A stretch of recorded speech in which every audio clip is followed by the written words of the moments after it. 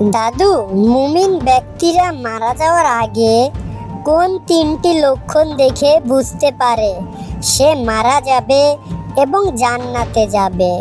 তুমি দাদু অবশ্যই আমাদেরকে বলো, যাতে আমি জানতে পারি এবং দর্শক ভাইরাও জানতে পারে।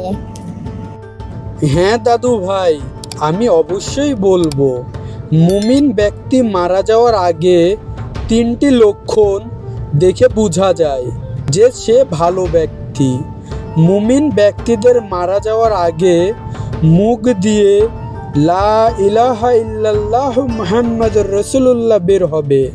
এটা হাদিসে বলছে। আমাদের নবী বলেন, যদি কোনো মুমিন ব্যক্তি মারা যায় তাহলে তার মুখ দিয়ে কালেমা পাঠ হবে। 2 নম্বর, কপাল দিয়ে ঘাম বের হবে।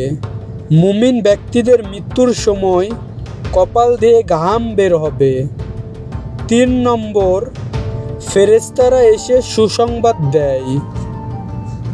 আল্লাহ বলেন পবিত্র আল কোরআনে, যখন কোনো মুমিন ব্যক্তি মারা যায় তার আগে ফেরেশতা এসে তাকে সুসংবাদ দেয় এবং বলে, তুমি ভয় করো না, তোমার জন্য জান্নাত আছে, মৃত্যুর সাথে সাথেই তুমি জান্নাতে যাবে। এই কথা শুনে মুমিন ব্যক্তি অনেক খুশি হয়। তাই অবশ্যই আমাদের উচিত দৈনিক 5 ওয়াক্ত সালাত আদায় করা, রোজা রাখতে হবে, ভালো কাজ করতে হবে, দান করতে হবে। মিথ্যা কথা কখনোই বলা যাবে না, সবসময় সত্য কথা বলতে হবে। তো দাদু ভাই, বুঝলে তো মুমিন ব্যক্তিদের মৃত্যুর আগের 3টি লক্ষণ?